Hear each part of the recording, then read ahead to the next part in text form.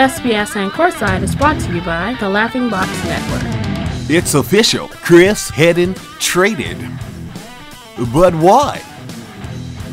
I'll tell you. I'm Ryan Rock, and you have tuned in to SPSN. Heated exchanges between Ricardo Gardner and former teammate Chris Hedden spilled into Twitter today, moments before the trade was finalized. The Twitter remarks displayed on the screen provided clarity for the rumors of Chris Hedden and Ricardo Gardner not seeing eye to eye in the locker room. Chris Hedden was quoted as being upset about the trade initially, but even more excited about the opportunity with a new team in Orlando. And I quote, "To all my former 76er fans, I apologize for what I'm about to do to my former squad." Quoting his former teammate Ricardo Gardner, Chris Hedden is what's wrong with the 76ers. I'll be that. With the ink still drying on his new contract, Chris Hedden and the Orlando Magic would take on the 76ers that very same night. Taji Presley, Chris Hedden gearing up for a playoff-like battle. The 76ers would come out hot as Fagler would knock down the whammer on Taji Presley,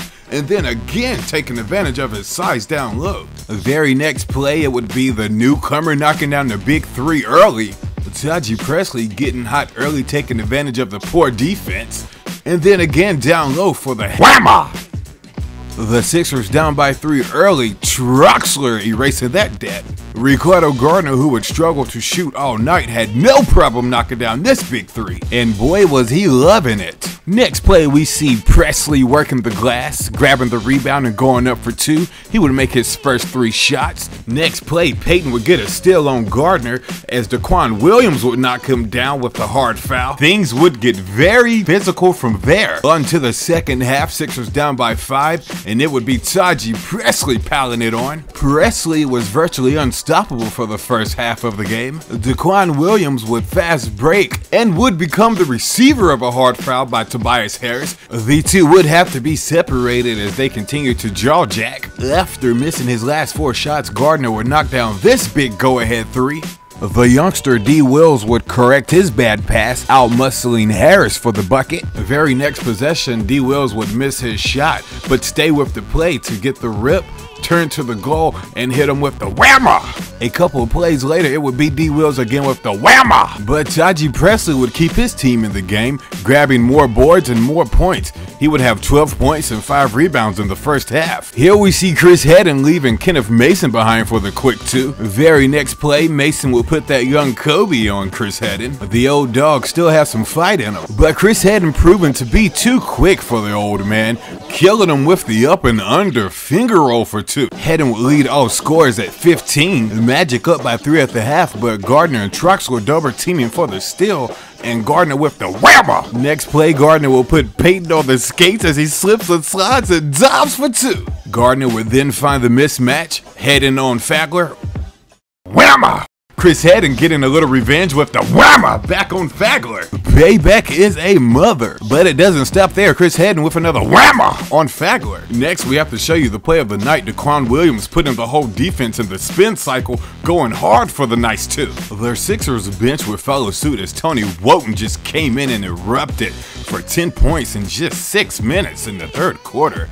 And here we see the fast break from the steal from Kenny Mace, and Mace finding who else? Tony Wotan for the whammer. Feeling good, Wotan would knock down the big 3. Wotan would lead his team on a 12-4 run to close out the third quarter, allowing the Sixers up by 1 point. Aaron Gordon would leave Troxler for the easy 2. The very next play, it would be Fagler missing his own shot, grabbing his own board and going up for the 2.